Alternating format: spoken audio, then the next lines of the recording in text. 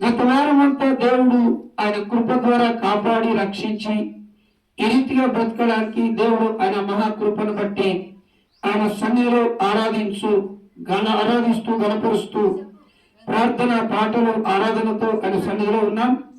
దేవునికి మహిమ కలుగును గాక. యెషయా గ్రంథం 9వ అధ్యాయం 6వ వాక్యాన్ని గత పోయిన వారం చెప్పుకున్నాం. యెషయా గ్రంథం 9వ అధ్యాయం 6వ వాక్యములో ఏలయనగా మనకు శిశువు పుట్టెను, మనకు కుమారుడు అనుగ్రహించబడెను, ఆయన భుజం మీద రాజ్యభారముండెను, ఆశ్చర్యకరుడు, ఆలోచనకర్త, బలవంతుడైన దేవుడు, నిత్యుడగు తండ్రి, సమాధానకర్తయగు అధిపతి అని ఆయనకు పేరు పెట్టబడను. ఇది ప్రవచనం. క్రీస్తు పూర్వం 2000 సంవత్సరాల క్రితం యెషయా ప్రవక్త ప్రవచించినటువంటి ప్రవచన లేఖనం. దీన్ని మళ్ళీ ఎందుకు గుర్తు చేస్తున్నాము, ఎందుకు జ్ఞాపకం చేస్తున్నాము అని అంటే, యేసు ప్రభు యొక్క పుట్టుక మొదలుకొని శిలువ మరణము వరకు, ఆయన పునరుద్ధానుడై మేఘారూఢై వెళ్ళిపోయేంత వరకు దేవుని ప్రవచన లేఖనము నెరవేర్పు ఒక్క మాట పొల్లుపోకుండా జరిగింది. హల్లెలూయా. యేసు క్రీస్తు ప్రభుల వారు పుట్టింది మొదలుకొని ఆయన పుట్టుకను గురించి, ఏ ఊర్లో పుడతాడు, ఏ జాగలో పుడతాడు, ఆయన పుట్టినప్పుడు ఏం జరుగుతుంది, ఆయన శిలువ మరణము, ఆ శ్రమను ఎలా శ్రమ పొందుతాడు, ఏమి బోధన చేస్తాడు, ఎలాంటి ప్రవర్తన కలిగిన వాడిగా ఉంటాడు, ఆయన సమాజానికి ఏ మార్గాన్ని బోధించాలి, ఎలాంటి ప్రవర్తన కలిగి జీవించాలి, ఎలాంటి భక్తి నేర్పించాలి, ఎలాంటి అద్భుత కార్యాలు ఆయన చేయాలి, ఎలాంటి దేవుని కృపను లేదా దేవుని ప్రేమను ఎలా ప్రజలకు కనపరచాలి అనేటువంటి విషయాలు ప్రతిదీ కూడా లేఖనము చెప్పినట్టుగా ఆయన చేశాడు. హల్లెలూయా. ప్రతిదీ కూడా యేసు క్రీస్తు ప్రభుల వారి యొక్క పుట్టుకల గురించి ఆనాడు ప్రవక్తల ద్వారా మాట్లాడాడు. అందులో ఒక పెద్ద ప్రవక్త యెషయా ప్రవక్తతో ఆయన మాట్లాడాడు, మీకా ప్రవక్తతో మాట్లాడాడు, జకర్యా ప్రవక్తతో ఆయన పుట్టుకను గురించి యేసు ప్రభు పుట్టక మునిపే ఇదిగో నీ రాజు పుడతాడు అని అనేక మంది ప్రవక్తల ద్వారా వాగ్దానము చేసిన ప్రకారం ఆయన ప్రమాణమును నెరవేరుస్తూ చెబుతూ వచ్చాడు. యేసు క్రీస్తు ప్రభుల వారు పుట్టుకను గురించి ఆది కాండం అబ్రాహామును మొదలుకొని, అబ్రాహాం దేవుడు దావీదు దేవుడు లేదా సర్వోన్నతుని దేవుడు అని, అబ్రాహాం కుమారుడు దావీదు కుమారుడిగా, అంటే అబ్రాహాంకు చేసిన ప్రమాణం లేదా దావీదుకు చేసిన ప్రమాణమును నెరవేర్చడానికి, యాకోబుకు చేసిన ప్రమాణం నెరవేర్చడానికి దేవుడు శతవిధాల ప్రయత్నం చేస్తూ ఆ మాట నెరవేరుస్తూ వచ్చాడు. యాకోబు అనే పేరుకు అర్థం మోసగాడని అర్థం. యాకోబు అనే పేరుకు మోసగాడని అర్థం. అయితే యాకోబు తన మామైన లాబాను దగ్గర 14 ఏళ్ళు గాయత్నం చేశాడు. తన అన్న అయిన ఏశావును మోసం చేసి తన తండ్రి అయిన ఇస్సాకు దగ్గర దొంగతన ఆశీర్వాదాలు పొందుకొని తన అన్న తండ్రి కొట్టి చంపుతాడనే భయంతో తన మామ అయిన లాబాను దగ్గరికి వెళ్ళి అక్కడ గాయత్నము 7 ఏళ్ళు ఒక భార్య కోసం, 7 ఏళ్ళు మరొక భార్య కోసం 14 ఏళ్ళు గాయత్నం చేశాడు, గొర్రెలు కాశాడు. ఎందుకని? తన మామైన లాభాన్ని చెప్పాడు. లాభాలు ఏం చెప్పాడంటే, అయ్యా నువ్వు గొర్రెలు కాస్తున్నావు గనక మంచివని నాయి, సార్కలు కలిగినవి నీ అని చెప్పాడు. గొర్రెల గురించి ఏం చెప్పాడు? మంచి ఏ మచ్చ డాబు లేని గొర్రెలు నాయి, ఆ సార్కులు డగ్గలు జబ్బు కండ్లయి సూరుకండ్లయి ఉసురుకండ్లయి అని నీ అని చెప్పాడు. అప్ప నా మామ నన్ను మోసం చేసే, ఇది ఎట్లా చేయాలి, ఇప్పుడు అట్లా వంచితే నాకు తక్కువ వస్తే అని ఎక్కబోతాయి, ఏం చేయాలి అని చెప్పి ప్రార్థన చేసి దేవుణ్ణి అడిగినప్పుడు దేవుడు ప్రత్యక్షతనిచ్చాడు. కొయ్యచ్చులు తయారు చేసి అవి నీళ్లు తాగే జాగల అవి పెట్టాడన్న. కొయ్యచ్చులు అనేటువంటి ఉంటాయి, అవి పెట్టాడు. ఇవి నీళ్ళు తాగడానికి పోయినప్పుడు అవి చూసినప్పుడు తమ గర్భంలో ఉన్న పిల్లలకు ఆ శార్కలు వచ్చాయంట. అప్పుడు మళ్ళీ వంచుకున్నప్పుడు ఈయనకు భారణవంతు వచ్చాయి, ఆయనకు చారణవంతులు అయ్యాయి. హల్లెలూయా. తర్వాత యాకోబు దేవునితో పెనుగులాడాడు. దేవుణ్ణి ఆ సన్నిధిలో ప్రార్థన చేస్తూ దేవుణ్ణి అడిగినప్పుడు, దేవునితో పెనుగులాడినప్పుడు, దేవుడు దీవిస్తే గాని నేను విడిచిపెట్టనని దేవునితో పెనుగులాడినప్పుడు దేవుడు చెప్పాడు, నీవు యాకోబు అనబడవు గాని ఇశ్రాయేలు అనబడతావు అని దేవుడు ఆశీర్వదించాడు. హల్లెలూయా. ఈనాడు ఇశ్రాయేల్ దేశమును గురించి మాట్లాడుతున్నాం. అది దేశం పేరు కాదు, ఒక వ్యక్తి పేరు, ఒక మనిషి పేరు ఇశ్రాయేల్. హల్లెలూయా. అందుకే ఇశ్రాయేల్ జనం గురించి మాట్లాడుతూ వస్తూ ఉంటాం. యాకోబును ఇశ్రాయేల్ ఆశీర్వదించిన తర్వాత యాకోబులో పుట్టిన 12 గోత్రాలలో 2 గోత్రాలను ప్రత్యేకం చేసి ఈ 2 గోత్రాలను లేవీలుగా చేసి, అనగా మన తెలంగాణ భాషలో బ్రాహ్మణ పండితులుగా, పుంగవులుగా, పూజారులుగా ఆ 2 గోత్రాలను పక్కకు ఉంచి మిగతా 10 గోత్రాలను ఆయా గోత్రాలలో ఆయా రాజులు, నాయకులు, అధికారులు పుడుతూ వచ్చారు. హల్లెలూయా. దేవుడు అబ్రాము, ఇస్సాకు, యాకోబుల దేవుడుగా చెప్పుకున్నాడు. నేను అబ్రాము దేవుడను, నేను ఇస్సాకు దేవుడను, నేను యాకోబు దేవుడను అని చెప్పుకున్నాడు బైబిల్లో. ఎందుకని? వారి భక్తి అంతగా ప్రబలింది.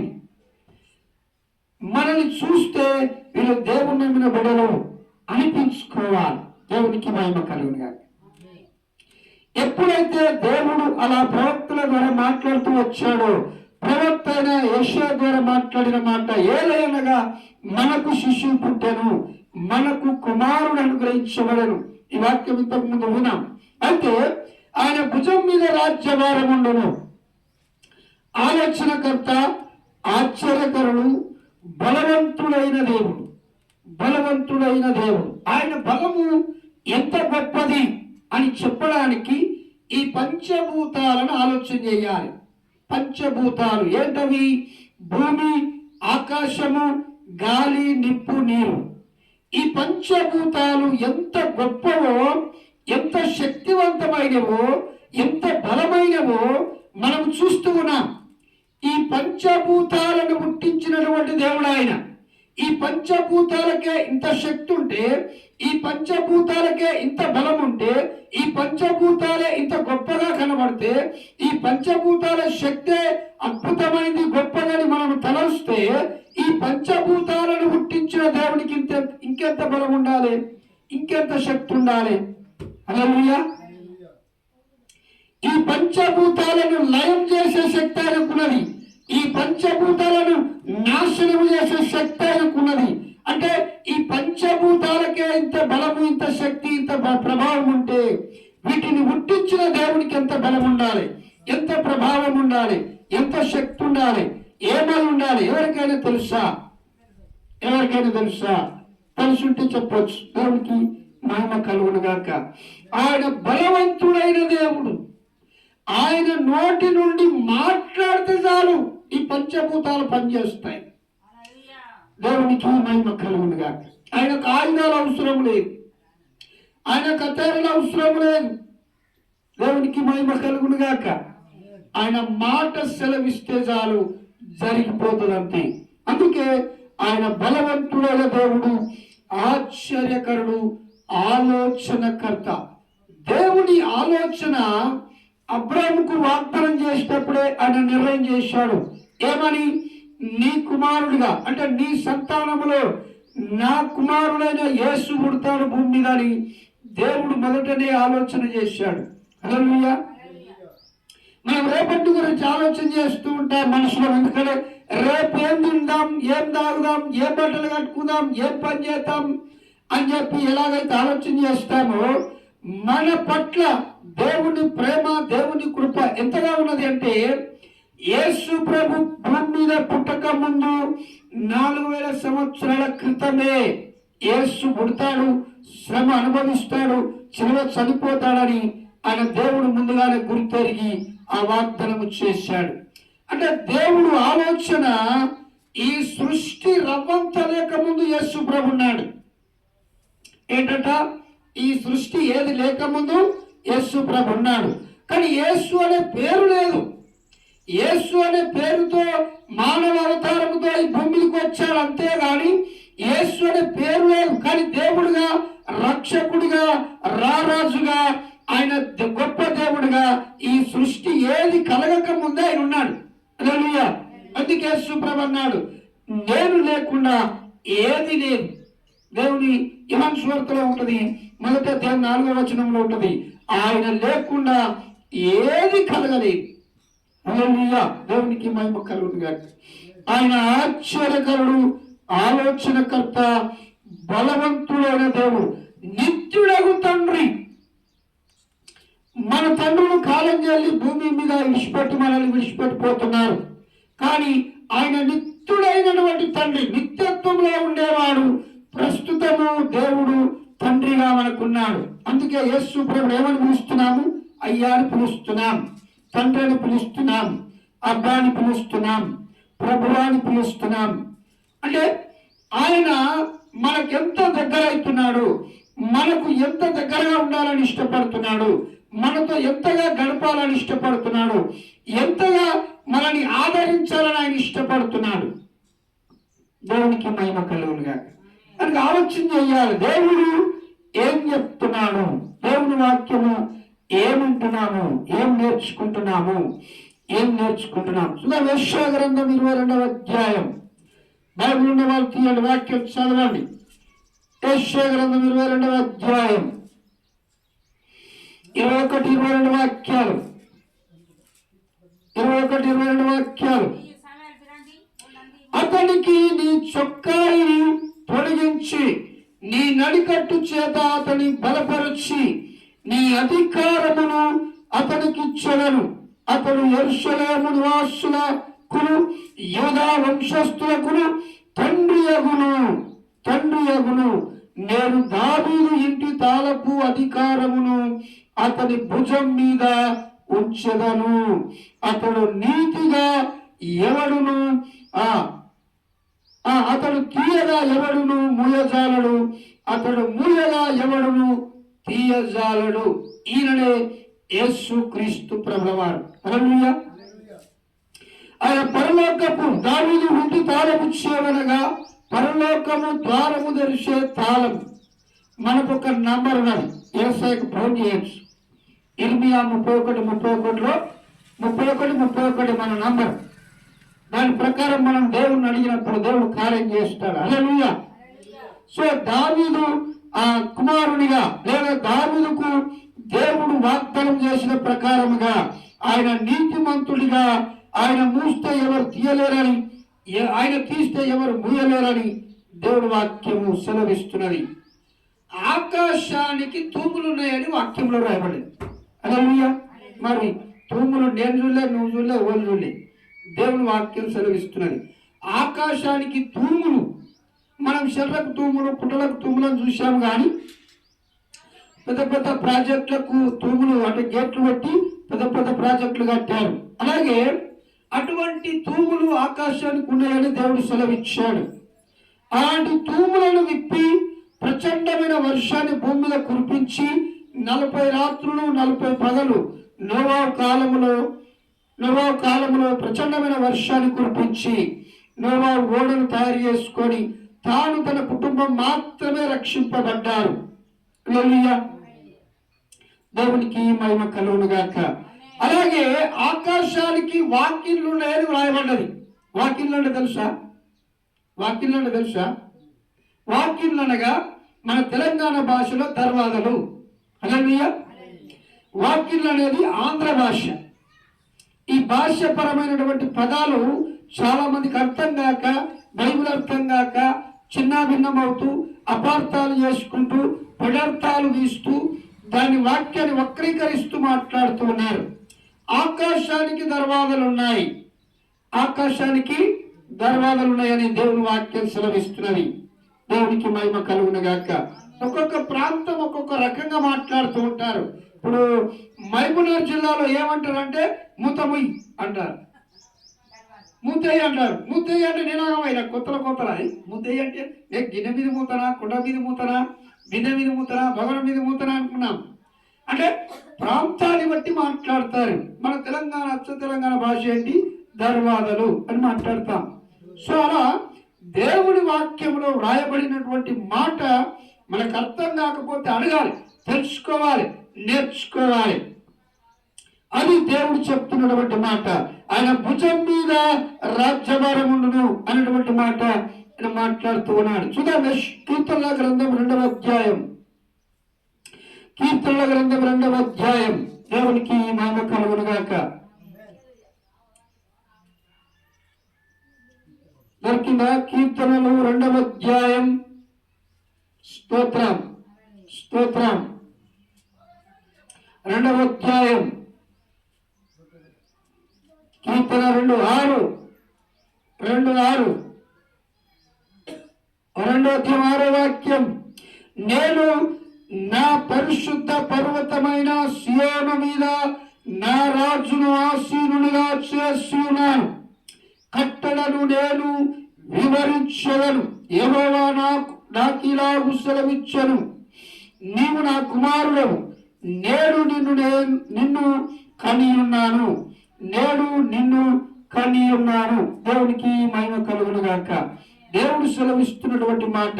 ఇది 12వ వరకు వాక్యాలు ఉన్నాయి. చూద్దాం దేవుడి వాక్యము. నన్ను అడుగుము, జనములను నీకు స్వస్థముగా భూమి అంతముల వరకు సొత్తుగా ఇచ్చేదనని. ఇనుపదండముతో నీవు వారిని నలుగగొట్టెదవు. కుండను పగలగొట్టినట్టు వారిని ముక్క చెక్కలుగా పగలగొట్టెదవు. కాబట్టి రాజులారా వివేకులైన యుండుడి, భూపతులారా బోధనందుడి, భయభక్తులు కలిగి యెహోవాను సేవించుడి. గడగడ వణుకుచు సంతోషించుడి.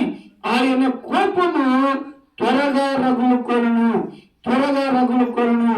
కుమారుని ముద్దు పెట్టుకొని లేని ఎడల ఆయన కోపించును. అప్పుడు మీరు త్రోవ తప్పి నశించగలరు.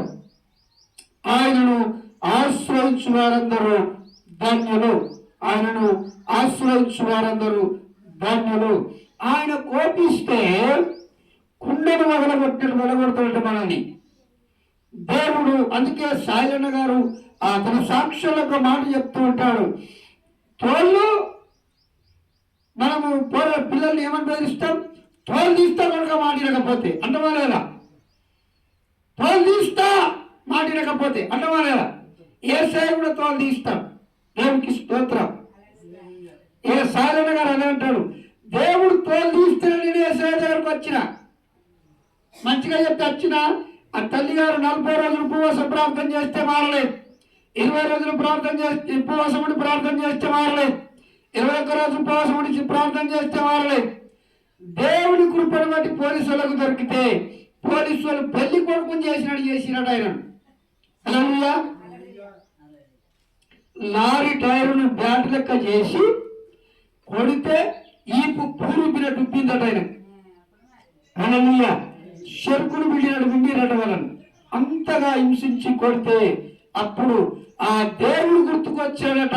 సుత్తే అని మత్తుకున్నాట. అరే ఇదేం సుత్తేరా ఇట్లా మత్తుకుంటే, ఏమో సార్ మా అమ్మ దేవుడు సుత్తి. స్తోత్రం మర్చిపోయాడు.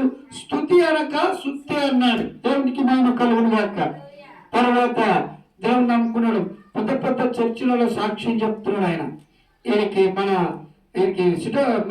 పోతంశెట్టిపల్లి కూడా వచ్చాడు. పోతంశెట్టిపల్లికి ఆ ఇమానుయేల్ ప్రార్థన మందిరానికి వచ్చాక సాక్ష్యం చెప్తున్నాడు, మాట్లాడడం. దేవునికి మహిమ కలుగును గాక. ఆయన చాలా సాక్ష్యాలు చెప్తున్నాడు. గాజులగూడెం వచ్చాడు పార్థసారథి గారి దగ్గరికి. గాజులగూడెంలో పార్థసారథి నాయ్ గారు బ్రాహ్మణ కుటుంబంలో నుంచి ఆయన ప్రత్యేకించబడి వచ్చి సేవ చేస్తున్న మారుమూల గ్రామంలో ₹1 కోటి చర్చి కట్టాడు ఆయన. హల్లెలూయా. నార్సింగ్లో రూపనాయ్ గారు ₹1 కోటి చర్చి కట్టాడు. దేవుని పరిచర్య, దేవుని సావాసము, దేవుని సన్నిధి ఎంత విలువైందో మనం గుర్తెరగాలి. ఎంత అద్భుతమైందో మనం గుర్తెరగాలి. ఎంత గొప్ప ఆ ప్రభావం ఉంటుందో మనం గుర్తెరగాలి. దేవుని కార్యము మనం కళ్ళారా చూడాలి అని అనుకుంటే త్వరపడి ఆయన సన్నిధికి రావడానికి ఇష్టపడాలి. ఇందాక చెప్తావు మా దొరకాడికి వేరు ఎప్పుడు వస్తారో అని. ఆదివారం పని పెట్టుకోవద్దు. దయచేసి దయచేసి దయచేసి ఆదివారం నాడు ఎగస్ట్రా పనులు పెట్టుకోవద్దు. ఇలాగ పనుల మూలకు మారాలి, ఇలాగకపోతే రేపు చేసుకుంటామని. మన పనులు పక్కన పెట్టి ఎప్పుడైతే దేవుని సన్నిధికి వచ్చి ఆయనను ఆరాధించి గణపరిచి మహిమపరచడానికి మనం ఇష్టపడతామో మన పనులన్నీ ఆయన చేస్తాడు. హల్లెలూయా. ఒక పెద్ద ఆయన సాక్ష్యం విన్నాడు అయ్యగారు. ఆయన కూడా ఇప్పుడంటే మోటార్లు కోత మిషన్లు వచ్చినాయి కానీ అప్పుడే అని లేవు కదా. ఆయన పొలం కోసి కుప్పబెట్టి వచ్చాడు. ఆ కుప్ప రాత్రి కావలి వెళ్ళాలి. ఈయన ఆన్లైన్ ప్రార్థన నడిపిస్తారని ఒప్పుకున్నాడు. ఈ ఆన్లైన్ ప్రార్థనకు వెళ్తే కుప్ప కడ కావలి పడుకుంటూ వెళ్ళాడు. దేవుడికి మహిమ కలుగును గాక. వారం రోజుల నుంచి ప్రార్థన చేస్తున్నాడట. అయ్యా, కుప్పక్కడ మనుషులు ఉంటేనే కొట్టి కుప్ప దోసుకుపోతున్నారు, మరి నేను వెళ్ళకపోతే నాకు ఉంటుందా అని ప్రార్థన చేస్తూ ఆల్రెడీ ప్రార్థనలో మొదట ప్రార్థన చేసి ఆల్రెడీ ప్రార్థన నడిపిస్తూ ఉన్నాడు. నడిపించినప్పుడు నిజముగానే ఆ రాత్రి దొంగలు ఆ కుప్ప దగ్గరకు వచ్చారు. ఆ కుప్ప దగ్గరకు వచ్చినప్పుడు ఒక అద్భుతమైనటువంటి వ్యక్తి అలా నిలబడ్డట్టుగా వారికి కనబడ్డాడని వాళ్ళు సాక్ష్యం ఇచ్చారట. హల్లెలూయా. దేవదూత కుప్పకడ కావలున్నాడు. వాళ్ళు వచ్చారు, 10 మంది దాకా వచ్చారట కుప్పగాడికి. వచ్చి కొట్టుకొని దబా కొట్టుకొని సంచులు నింపుకొని పోదామని అనుకున్నారట. వాళ్ళు కుప్ప దగ్గరికి వచ్చేదాకా సప్పుడు చేయలేదు. ఇంకొక 4 అడుగులు వేస్తే ఆ ఒడ్డు తాటితో కుప్ప వస్తుంది అనగా దేవుని యొక్క దూత దిగి వచ్చి మాట్లాడినప్పుడు వాళ్ళు సచ్చిన వారి లెక్క పారిపోయిరని తర్వాత వాళ్ళు సాక్ష్యం చెప్పినట్టుగా అయ్యగారు చెప్పాడు. హల్లెలూయా.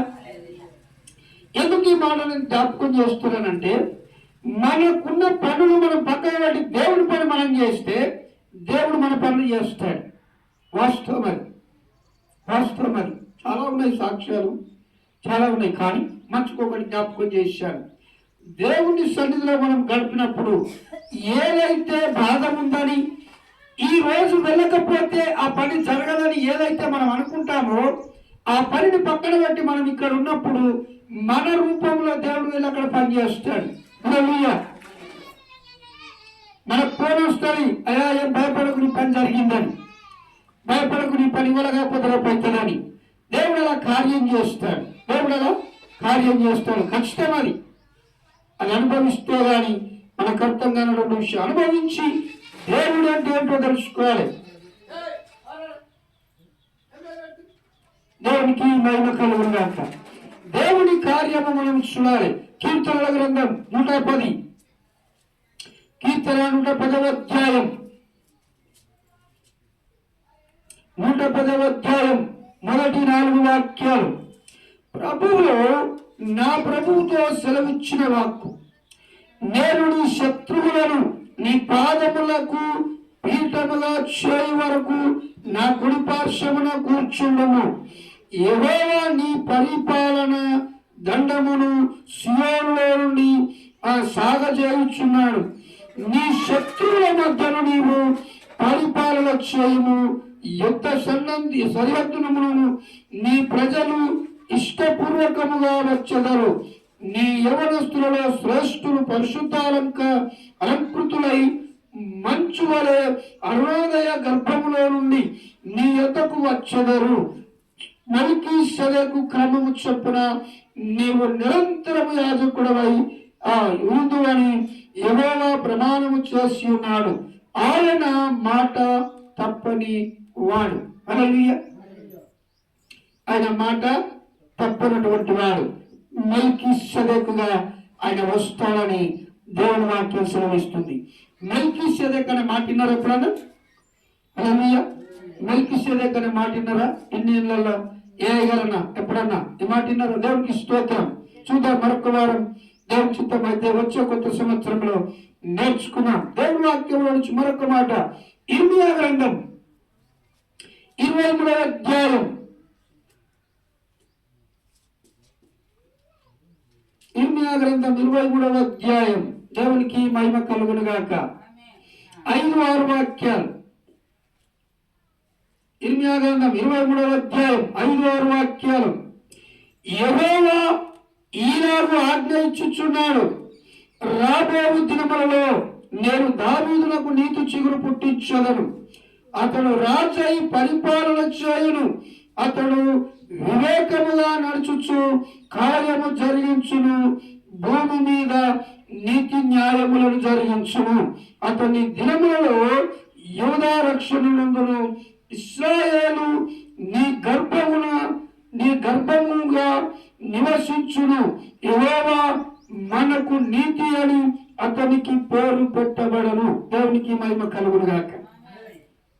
దేవుడు ఇమ్మానుయేలు అనే పేరు పెడతామని ఆ దేవుని ప్రవచనం యేసుక్రీస్తు పుట్టుకలో నెరవేరబోతున్నప్పుడు ఆయన నీతికి రాజు లేదా దేవుడు మనకు తోడు అన్నటువంటి అర్థాన్ని ఇచ్చే పేరు పెట్టబడింది.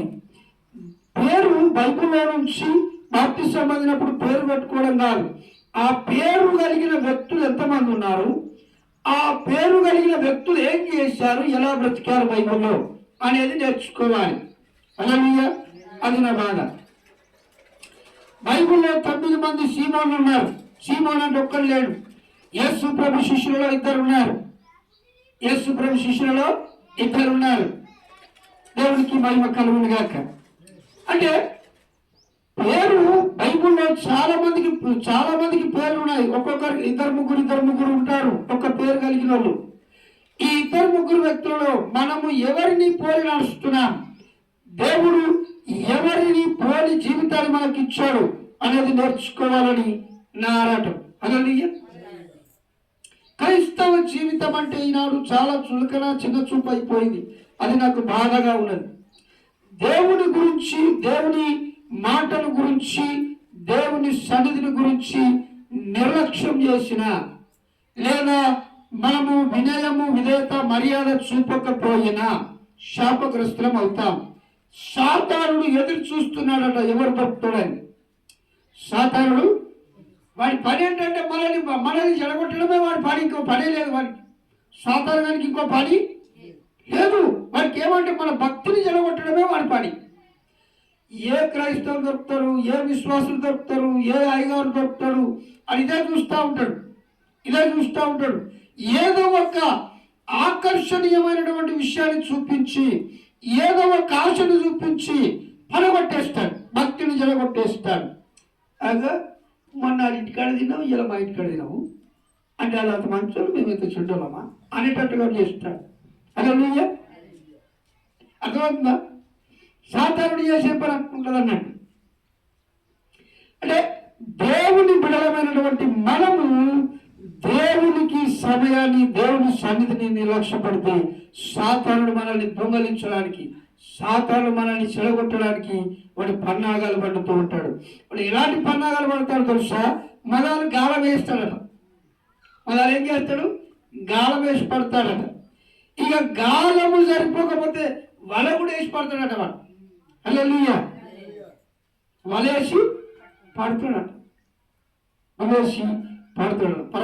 మన ప్రసంగి గ్రంథంలో ఉంటుందన్నమాట. బీదవాడి జ్ఞానవాక్కులు ఎవరు వినరు? బీదవాడి జ్ఞానవాక్కులు ఎవరు వినరు? బీదవాడిని చూస్తారు కానీ వాడు చెప్పే మాట మంచిదా చెడ్డదా అని వినరు. అది ప్రసంగి గ్రంథంలో రాయబడి ఉంది. చెడ్డవాడైన రాజు, ముసలి రాజు మాటలు విని, అంటే ధనవంతులు జర మంచిగా తెలివితేడ బాగా కలిగినటువంటి వారి మాటలు విని అది కుంటవాడా సరే వాడి పడిపోతారట. దేవునికి మహిమ కలుగును గాక. పోంగ పొక్కల వాడు సచ్చినా సరే అని మాటలు వింటారట. మంచి అని మాట అది బీదవాడైనందున వాడి జ్ఞానమును పాటించలేదని దేవుని వాక్యం సెలవిస్తుంది. ప్రసంగి గ్రంథంలో ఉంటుంది. తర్వాత చూద్దాం. దేవునికి మహిమ కలుగును గాక. చూద్దాం మరొక మాట. జకర్యా గ్రంథం 6వ అధ్యాయం. జకర్యా గ్రంథం 6వ అధ్యాయం 778 పేజీ నంబర్. జకర్యా గ్రంథం 6వ అధ్యాయం 12-13 వాక్యాలు. అతనితో ఇట్లనము, సైన్యములకు అధిపతియగు యెహోవా సెలవిచ్చినదేమనగా, చిగురు అను ఒకడు కలడు. అతడు తన స్థలములో నుండి చిగురును, అతడు యెహోవా ఆలయమును కట్టును. అతడే యెహోవా ఆలయము కట్టును. అతడు ఘనత వహించుకొని సింహాసనాసీనుడై ఏలును. సింహాసనాసీనుడై అతడు యాజకునిగా ఆ ఇద్దరికి సమాధానకర్త అయిన ఏలును. యోచనలు కలుగును. యోచనలు సమాధానకరమైన యోచనలు కలుగును. దేవునికి మహిమ కలుగును గాక. యేసుక్రీస్తు ప్రభుల వారి యొక్క పుట్టుకను గురించి ఈ ప్రవచన వాక్యాలు సెలవిస్తున్నాయి. యేసు ప్రభు పుట్టుకను గురించి మాట్లాడుతున్న ప్రతి మాటను మనం ధ్యానం చేస్తూ వస్తున్నాం. ఆయన అబ్రహాం కుమారుడు, దావీదు కుమారుడు, సర్వోన్నతుని కుమారుడు, దేవుని కుమారుడు, మనుష్య కుమారుడు. ఇవన్నీ విన్న తర్వాత మనకు శిష్యువు పుట్టను, కుమారుడు అనుగ్రహించబడను అనే వాక్యాలు విన్నాం. తర్వాత ఆయన బలవంతుడైన దేవుడని, ఆశ్చర్యకర అద్భుతకరుడని, ఆయన నిత్యుడగు తండ్రి అనే వాక్యాలను మనం ధ్యానిస్తూ వస్తూ ఉన్నాం. దేవునికి మహిమ కలుగును గాక. యేసుక్రీస్తు ప్రభుల వారు ఏమై ఉన్నాడు, ఎక్కడి నుంచి వచ్చాడు, ఆయన రావడానికి గల కారణం ఏమిటి, ఆయన గురించి ఏం నేర్చుకుంటున్నాము, ఆయన గురించి ఏం పాటిస్తున్నాము, ఆయన ఏమై ఉన్నాడు అనే విషయాలు మనకు తెలవాలి. హల్లెలూయా, హల్లెలూయా. యేసు ప్రభు ఎప్పుడు 2000 సంవత్సరాల క్రితం పుట్టిండు. మాదేమో కోట్ల సంవత్సరాల కిందట ఉన్నాయి. అప్పుడు భూమి పుట్టినప్పుడు మా తాతలు పుట్టక ముందు మాయి ఉన్నాయి. యేసు ప్రభు మొన్న 2000 సంవత్సరాల కింద పుట్టిండు అని మాట్లాడుతున్నారు. అయితే యేసు అనే పేరుతో భూమికి దేవుడు రాకముందు, పరమాత్ముడు భగవంతుడు రాకముందు ఎక్కడున్నాడు అనే విషయాలు మనకు తెలవాలి. హల్లెలూయా. యేసు అనే పేరుతో, మానవ అవతారముతో ఆయన భూమికి రాకముందు ఆయన ఏమై ఉన్నాడు, ఎక్కడున్నాడు, ఎలాంటి స్థితిలో ఉన్నాడు, ఎలాంటి పరిస్థితిలో ఉన్నాడు అనే విషయాలు మనకు తెలవాలి. ఆయన అగ్ని నేత్రములు కలిగి బగబగ మండుతున్న జ్వాల వలె సూర్యుని కంటే కోటి సూర్యుల తేజస్సు కలిగినటువంటి దేవునిగా స్తుతి సింహాసనాసనుడై, పరలోకములో ధవల సింహాసనాసనుడై సమీపించరాని తేజస్సులో వసించి నివసించినటువంటి దేవుడై ఉన్నాడు. హల్లెలూయా. అటువంటి గొప్ప ఆ దేవుడై ఉండి ఒక మానవుడిగా ఈ భూమికి రావడానికి కారణం ఏంటంటే కేవలం ఆయన పిల్లలమైన మనల్ని రక్షించడానికి ఆయన వచ్చాడు. హల్లెలూయా, హల్లెలూయా. ఎందుకు వచ్చాడు అనంటే మనలో పెట్టిన జీవాత్మ ఆయనలో నుండి వచ్చింది కనుక మనలో పెట్టిన ఈ జీవాత్మను తిరిగి ఆయన సన్నిధికి చేర్చుకోవడానికి, లేదా ఆయన దగ్గరికి చేర్చుకోవడానికి, లేదా ఆ మోక్ష రాజ్యంలో చేర్చడానికి, లేదా ఆ పర్వక రాజ్యంలో మనం చేరడానికి ఈ మార్గము నేనే అని చెప్పడానికి ఆయన దిగి రావాల్సి వచ్చింది. హల్లెలూయా.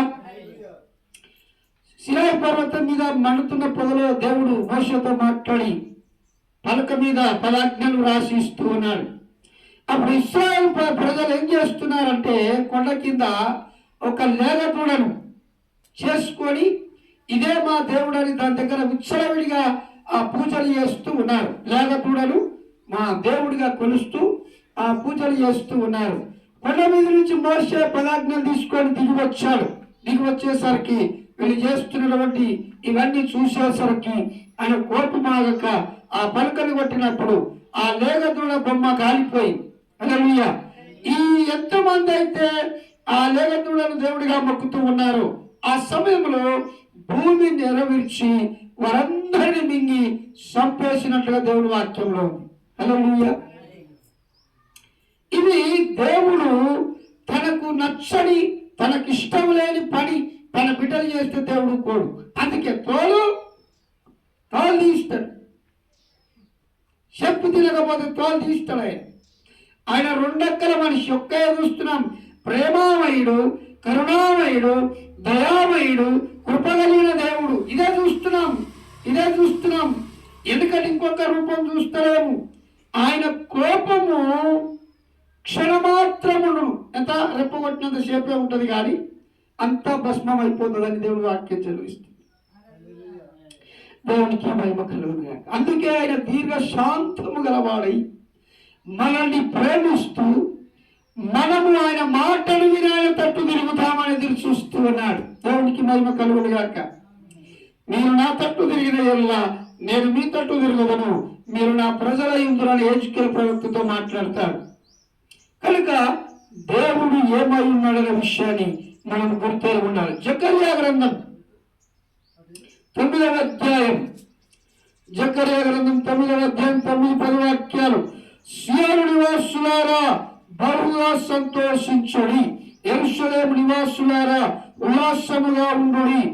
నీ రాజు నీతిపరుడును రక్షణ గలవాడును ధీరుడై గాడిదను గాడిద పిల్లలు ఎక్కి నీ వద్దకు వచ్చుచున్నాడు. ఎఫ్రాయిములో రథములు ఉండకుండా నేను చేసేదను, యెరూషలేములో గుర్రములు లేకుండా చేసేదను, యుద్ధ విల్లు లేకుండా పోవును. నీ రాజు సమాధాన వార్త అన్యజనులకు తెలియజేయను. ఆ సముద్రము నుండి సముద్రము వరకు యూఫ్రటీసు నది మొదలుకొని భూదిగంతముల వరకు అతడు ఏలును. దేవునికి మహిమ కలుగును గాక. నీ రాజు ఎలా వస్తాడు? సాత్వికుడై గాడిదను గాడిద పిల్లలు ఎక్కి వస్తాడని జకర్యా ప్రవక్త ప్రవచనం చెప్పాడు. ఇది ఎప్పుడు జరిగింది? యేసుక్రీస్తు ప్రభుల వారు యెరూషలేముకు వెళుతూ గాడిద మీద కూర్చొని వెళ్ళాడు. ఆయన గాడిద మీద కూర్చొని వెళుతూ ఉన్నప్పుడు ఆయనకు స్తోత్రాలు చేశారు. రాజుల రాజు ప్రభుల ప్రభు జయనినాదాలు చేశారు. బట్టలు వరిశారు, ఆ ఖర్జూరపు బట్టలు వరిశారు. ఆ గాడిద మీద ఆయన కూర్చొని వస్తున్నప్పుడు యెరూషలేముకు ఎప్పుడైతే వచ్చాడో యెరూషలేములో ఆయన పట్టుకొని సిలువకు వేసి చంపుతారని ఆయన తన శిష్యులతో అప్పగించబడబోతున్నటువంటి రాత్రి ఆయన ముందుగానే ఆ ప్రవచనం నెరవేరుతుందని ముందుగానే చెప్పాడు. హల్లెలూయా, హల్లెలూయా. జకర్యా ప్రవక్త దేవుని ప్రవక్తగా ఏర్పరచబడి ఈ ప్రవచనాలు యేసుక్రీస్తు పుట్టుకను గురించి లేదా శిలువ మరణమును గురించి, ఆయన పుట్టుక నుంచి మొదలు పెడితే చనిపోయి సమాధి చేయబడి తిరిగి లేచేంత వరకు ప్రతి విషయాన్ని ఆయన పుట్టక ముందే మాట్లాడాడు దేవుడు. హల్లెలూయా. ఇదంతా దేవుని ప్రణాళికలో కొనసాగుతున్నటువంటి విషయం.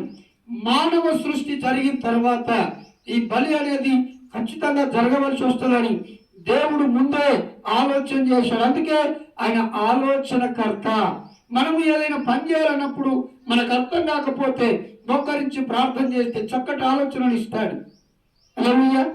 మనం ఏదైనా పని చేయాలనుకున్నప్పుడు 1 దినం 2 దినాలు ఉపవాసం ఉండి ప్రార్థన చేసి దేవుణ్ణి అడిగినప్పుడు చక్కటి విజయాన్ని, చక్కటి ఆలోచనలు ఇచ్చి, చక్కటి నడిపింపులు ఇచ్చి నేను మంచి స్థాయిలో నిలబడేటట్టుగా దేవుడు చేస్తాడు.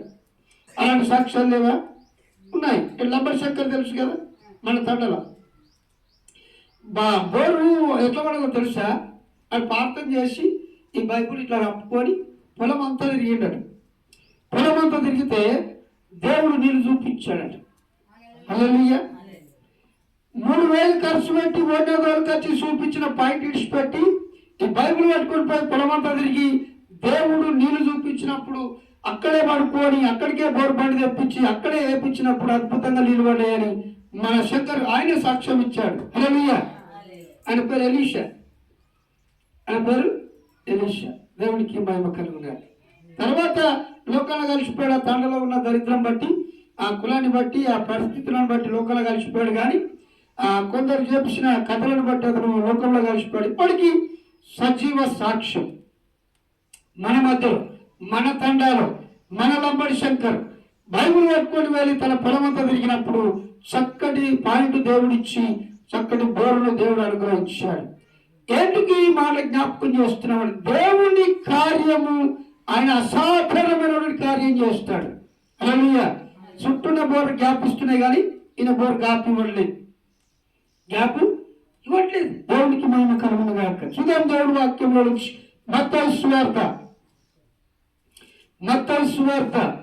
11వ అధ్యాయం.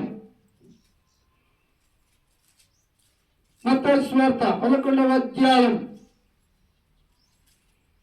27వ వాక్యం. సమస్తమును నా రాయబట్టబడి ఉన్నది. తండ్రిగా ఎవడును కుమారుని ఎరగడు, కుమారుడు గనుక గాకను కుమారుడే ఎవరికి ఆయనను బయలుపరచ నిర్దేశించునో వాడు గనుక మరి ఎవడును తండ్రిని ఎరగడు. దేవునికి మహిమ కలుగును గాక. యేసుక్రీస్తు ప్రభుల వారు మన నిత్యుడకు తండ్రి అనే మాటను నెరవేర్పుగా ఈ మాట చెప్తూ ఉన్నాడు. నన్ను చూస్తే తండ్రిని చూసినట్టే అని చెప్పాడు. యేసు ప్రభు ప్రతిసారి తండ్రి తండ్రి తండ్రి అని మాట్లాడితే అందులో ఉన్న ఒక శిష్యుడు, పిలుపు అనే శిష్యుడు, అయ్యా తండ్రి తండ్రి అని చెప్తున్నావు, ఆ తండ్రిని ఒకసారి మాకు చూపించని అడిగారు. అడిగినప్పుడు ఆయన నన్ను చూస్తే తండ్రిని చూసినట్టే అని చెప్పాడు. అద్దం ఎదుట మనం నిలబడినప్పుడు మన రూపమే కనబడుతుంది, ఇంకోల రూపము కనబడదు. అలాగే యేసు ప్రభు పోలిక రూపమంతా తండ్రి అయిన దేవుని పోలే ఉంటది అని యేసుక్రీస్తు ప్రభు వారు తన శిష్యులకు తెలియపరిచాడు. చూడండి దేవుని వాక్యం మత్తయి సువార్త 28వ అధ్యాయం, మత్తయి సువార్త 28వ అధ్యాయం ఒక మాట చెప్తున్నాడు అక్కడ 18వ వాక్యం. అయితే యేసు వారి యొద్దకు వచ్చి పరలోకమందును భూమి మీదను నాకు సర్వాధికారం ఉన్నది. హల్లెలూయా. ఏమంటున్నాడు ఆయన? భూమి మీదను పరలోకమందును నాకు సర్వాధికారం ఉన్నది. అంటే పరలోకంలో దేవుడిగా ఉన్నప్పుడు, మహిమతో ఉన్నప్పుడు ఎంత అధికారం, ఎంత ప్రభావం, ఎంత శక్తి అయితే ఉన్నదో, భూమి మీద మనిషిగా ఉన్నప్పుడు కూడా ఆయనకు అంతే ప్రభావం, అంతే శక్తి, అంతే అధికారం ఉన్నదని ఆయన మాట్లాడుతూ ఉన్నాడు. ఆయన దేవుడు కనుక చచ్చిపోయిన వాళ్ళని లేపాడు. చచ్చిపోయిన వాళ్ళను లేపాడు. దేవునికి మహిమ కలుగును గాక. దేవుడు చచ్చిపోయిన లేపడము అని అంటే యేసు ప్రభు నమ్మనటువంటి ప్రతి వ్యక్తి ఈ భూమి మీద బ్రతుకున్నారు కానీ దేవుని దృష్టిలో చచ్చిపోయిన కింద లెక్క. హల్లెలూయా. కొత్త జన్మ, నూతన జన్మ, కొత్తగా పుట్టడం అంటే ఏమిటి? నీటి బాప్తిస్వం ద్వారా ఆ చెరువులో పాత వ్యక్తిగా బుద్ధపెట్టబడి కొత్త వ్యక్తిగా మనం బయటకు వచ్చి నూతనమైనటువంటి దేవుని యొక్క ఆత్మను పొందుకొని దేవుని బిడ్డలుగా జీవించడానికి, దేవుడు మనకు దేవుని పిల్లలగటానికి అధికారమును అనుగ్రహించాడు. హల్లెలూయా. మనకు అధికారం ఇచ్చాడు. ఏంటది? దేవుని పిల్లలని పిలవడానికి. అందుకే యేసు ప్రభు అన్నాడు, పరలోకమందును భూమి మీదను నాకు సర్వాధికారం ఉన్నదని అని మాట్లాడుతూ ఉన్నాడు. చూడండి వాక్యంలో నుంచి 1 కొరింథీయులకు రాసిన పత్రిక దేవునికి స్తోత్రం 15వ అధ్యాయం 25వ వాక్యం 15వ అధ్యాయం 25వ వాక్యం అని చెప్తున్నాడు మాట. ఎందుకనగా తన శత్రువులందరినీ తన పాదముల క్రింద ఉంచు వరకు ఆయన రాజ్య పరిపాలన చేయుచుండవలను. శత్రువులందరినీ అనగా భూమి మీద నీ శత్రువును ప్రేమించాలని యేసు ప్రభు చెప్పాడు. ఏం చెప్పాడు ఆయన? నీ శత్రువును ప్రేమించాలన్నాడు. ఒక చెప్ప మీద కొడితే రెండో చెప్ప చూపించాలన్నాడు. ఇటువంటి సాత్వికమైనటువంటి జీవితాన్ని కలిగి మనం జీవించాలని యేసుక్రీస్తు ప్రభు వారు చెప్పారు. ఎందుకని? దేవుని ప్రేమ, దేవుని కృప ఏంటో వాళ్ళకి అర్థం కావాలని. అయితే అత్యధికంగా కావలసుకొని కుట్రమని చేస్తారు చూడు, వాళ్ళ తోలు తీస్తాడు ఆయన.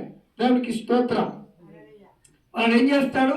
మన కాళ్ళ కింద పీటెలాగా చేస్తారు. పీటలు కనబడుతున్నాయి ఇప్పుడు, అప్పుడు ఉండేది పీటలు, కానీ పీటలు ఇప్పుడు ఇట్లా కనబడతాయి. అన్ని స్టూళ్ళు అయిపోయినాయి, అన్ని ప్లాస్టిక్ అయిపోయినాయి. దానికి స్తోత్రం. ఆ కాలు కింద పీటలాగా చేస్తారని దేవుడు మాట్లాడుతూ ఉన్నాడు. దేవుడు ఆయన సామాన్యుడు కాదు, అసామాన్యమైనటువంటి ఆ దేవుని గురించి పౌలు మాట్లాడతాడు.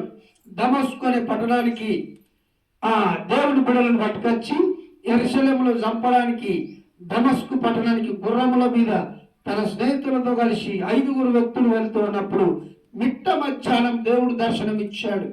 సౌలా సౌలా, నువ్వు ఎవరు హింసిస్తున్నావో తెలుసా? నువ్వు హింసిస్తున్న యేసును నేనే అన్నాడు ఆయన. హల్లెలూయా. ఇంత గొప్ప వెలుగును నేను ఆర్పాలనుకున్నది, ఇంత ఇంత గొప్ప వెలుగు మీదన నేను యుద్ధం చేపట్టింది, ఇంత గొప్ప వెలుగును ఆశ్రయించిన వారిన నేను చంపింది. అయ్యో నేనెంత దౌర్భాగ్యుడను, నేనెంత నీచుడను, నేను పాపులలో ప్రధాన పాపిని అని పౌలు సౌలుగా ఉన్న రోజుల్లో ఒప్పుకున్నాడు. సౌలుగా ఉన్న కాలంలో యేసు పేరు చెప్పితే అగ్గి మీద గుగ్గిలంలాగా మండిపడ్డాడు. యేసు పేరెత్తితే అగ్గి మీద వేసిన గుగ్గిలంలాగా బగబగ మండిండు. ఎప్పుడైతే సౌలుకు యేసు క్రీస్తు ప్రభుల వారి యొక్క దర్శనం లేదా ప్రత్యక్షత కలిగిందో అప్పుడు చల్లారిపోయాడు, పౌలుగా మారాడు. యేసు ప్రభు కోసం శ్రమలు, కష్టాలు, బాధలు అనుభవించి ఆ శ్రమలు అనుభవించి క్రీస్తును రక్షకుడని అనేక చోట్ల ప్రకటించడానికి ఆయన ఇష్టపడ్డాడు. హల్లెలూయా, హల్లెలూయా, దేవునికి మహిమ కలుగును గాక. కనుక దేవుడు ఏమై ఉన్నాడు, దేవుడు ఎందుకు పుట్టాడు, యేసు క్రీస్తు పేరుతో భూమికి ఎందుకు వచ్చాడు, ఆయన గురించిన ప్రవచన లేఖనములు ఏం చెప్తున్నాయి, బైబిల్ ఏం చెప్తున్నది, పరిశుద్ధ గ్రంథంలో ఈ వ్రాయబడిన మాటలు ఎవరిని చూపిస్తున్నాయి అనే విషయాలు మనకు తెలిసి ఉండాలి.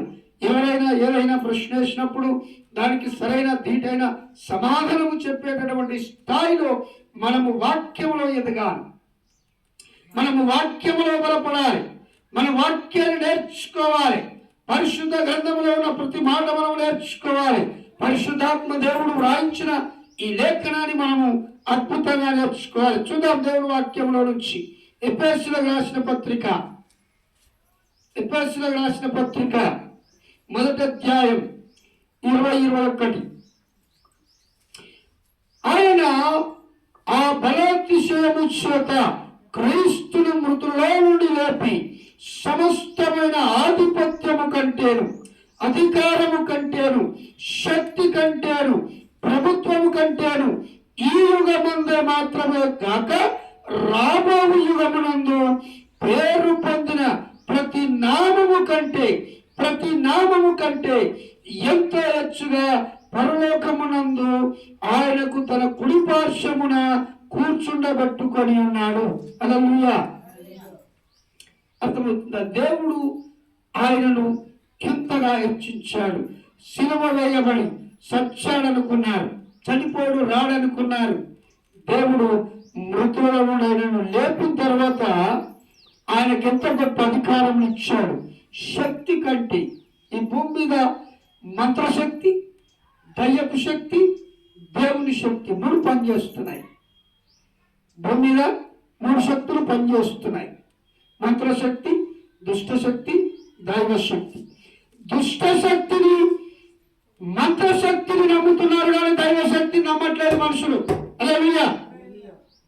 చూస్తున్నాం, చాలా మందిని చూస్తున్నాం.